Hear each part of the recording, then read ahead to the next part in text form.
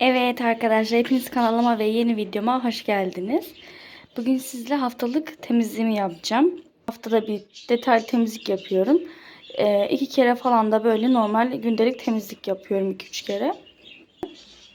Burayı temizleyeceğim. Şurada da bir çay lekesi döküldü. Benim hallarım daha yeni yıkamadan geldi ama buraya çay döküldü. Ben bunu sildim ama çıkmadı. Yani nasıl yapacağım bilmiyorum. Araştıracağım daha da iyi bir şekilde. Ne olur sonuç çıkaracağım. Eğer sizin de bildiğiniz bir şey varsa, bildiğiniz bir yöntem yorumlarda bana yazarsanız çok mutlu olurum. Çünkü ben yani silmeye çalıştım, çıkmadı. Bir tane ilaç gördüm internetten, ona bakacağım. O çıkarıyormuş sanırım böyle. Çay lekesidir, başka lekelerdir, hepsini çıkarıyormuş. Onun için böyle alıp deneyeceğim. Eğer sizin de başka bir yöntemleriniz varsa bana yorumlar kısmına yazarsanız ben de denerim. Belki çıkar.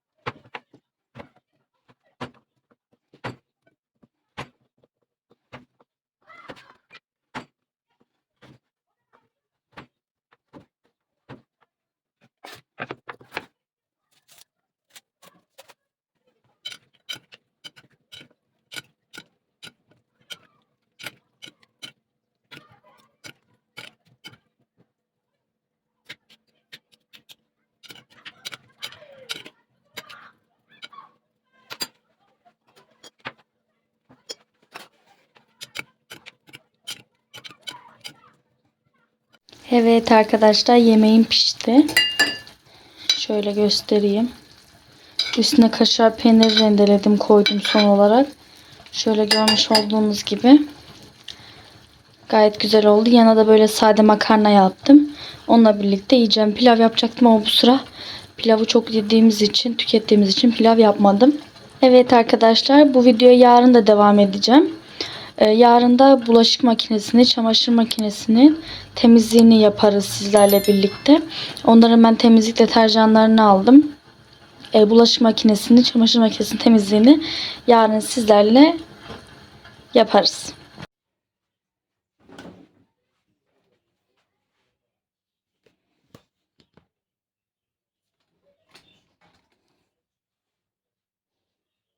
Yapacağım. Şöyle Birid'in bulaşık makine temizleyicisini kullanacağım. Filtreleri de birazdan elimde yıkayacağım. Bunu şurasından açıyoruz. Yapışkanından direkt kaşıkla koyuyoruz. Böyle 2-3 ayda bir yapıyorum ben. Güzel oluyor. Böyle atıyoruz kaşıkla. Başka hiçbir şey yapmıyoruz. Zaten suda yediği zaman deliniyor. Kendiliğinden dökülüyor. Biraz da çamaşır suyu dökeceğim. Bu kadar. Çalıştıracağım içerisine. Şöyle filtrelerimi çıkardım. Gördüğünüz gibi bayağı pislenmiş. Şimdi lavabonun içerisine lavabo açıcı dökeceğim. Ondan önce bunları bir yıkayayım istedim. Şöyle çıkarıyorum bütün parçalarını.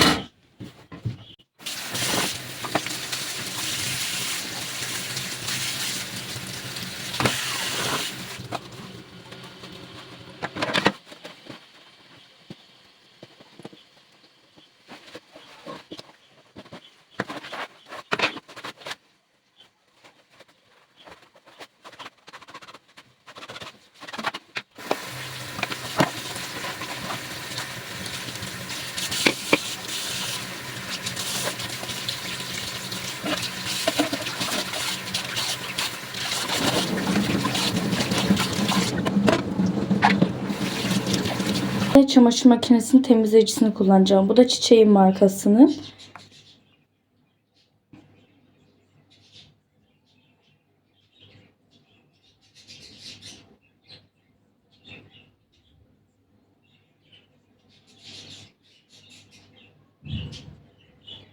Bunu kullanmadan önce şu deterjan gözümü temizleyeceğim. Ben burayı çıkaramıyordum. Benimki gördüğünüz gibi böyle yana açılıyor ve yani içerisini ne kadar silersem sileyim. Şöyle göstereyim. Gördüğünüz gibi bayağı bir kötü oldu ama bu kullanım kılavuzunda okudum. Şöyle çektiğiniz zaman geliyormuş. Böyle. Şimdi bunu iyice temizleyeceğim. Daha sonrasında çamaşır makinesi temizleyicisini kullanacağım. Önce bunu güzelce bir yıkayalım.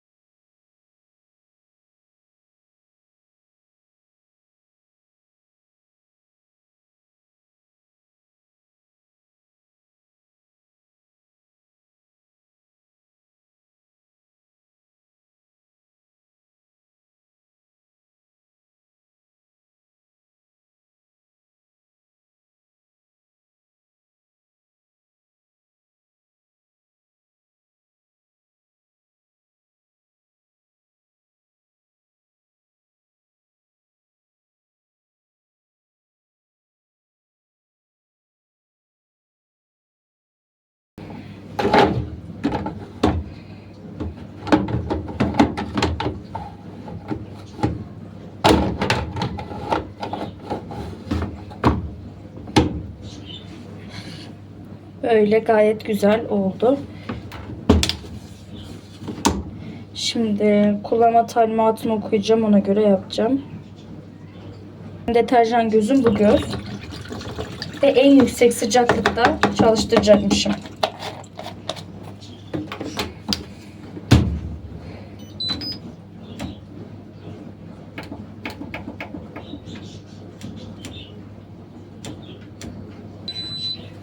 Üç saat ayarladım. Sıcaklık derecesi 90 derece çalıştırdım. Makinem boş bir şekilde çalışacak. İçerisinde hiçbir şey olmayacak. Böyle. Şöyle lavabo çamaşırını boşaltacağım. Çamaşır suyunu daha önceden dökmüştüm ama birkaç yer çıkmadı. Ama bunu dökünce o da tamamen çıkar.